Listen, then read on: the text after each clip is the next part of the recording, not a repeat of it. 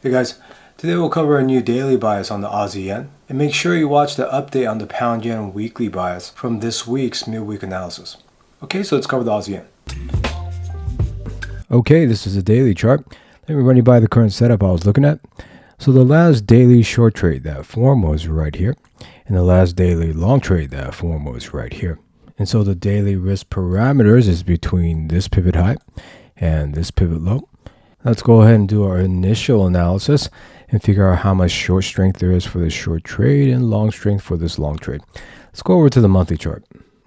All right, so on this monthly chart, that daily short trade formed in this area right here, and that daily long trade formed in this area right here. Now this bias is a little bit complicated, so you want to pay close attention. So first of all, for this daily short trade, there is this small gap right here providing short strength. However, this daily short trade is running into two gaps right here. And so we have to subtract some short strength from this gap right here.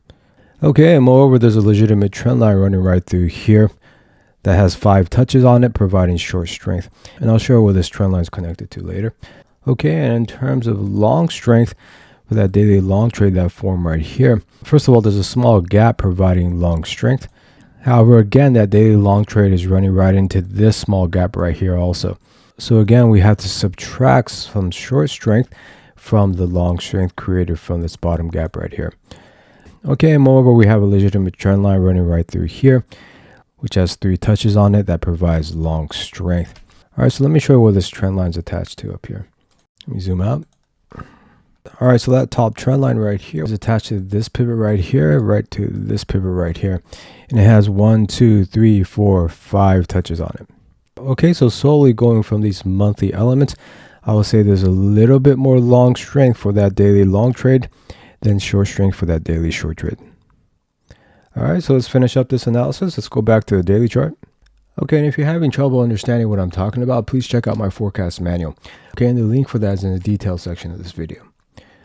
All right, so back on this daily chart, in terms of candlesticks, we do have this engulfing pattern right here. However, we can see there's a nice rejection right here that's taking away some short strength.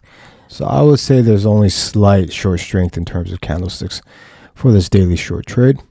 And in terms of that long trade, there's really just this normal candle right here that doesn't provide much long strength. Okay, so putting all the elements together, I would say there's slightly more long strength for this long trade than short strength for this short trade right here. So the initial analysis is saying that this bias is long, or in other words, price is likely to reach this pivot high before reaching this pivot low. Okay, but in order to take a trade, we always need lower confirmations, right? So let's go ahead and see what's happening over there. Let's go over to the 1 hour chart. Okay, so on this 1 hour chart, the only possible trend line that could confirm lower confirmations is a short lower confirmation.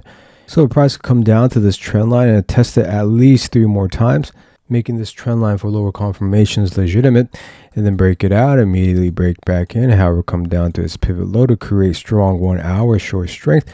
Now confirm that daily bias to be short, or in other words, price is likely to reach this pivot low before reaching this pivot high.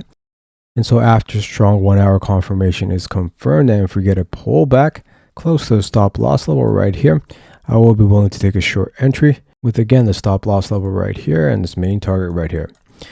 Okay, but this lower confirmation is far from forming at this point. So we'll just see what happens with this one. I'll keep you guys updated. All right, so that's it for this weekly analysis. I hope you guys have a great week, guys. Thanks for watching. Goodbye.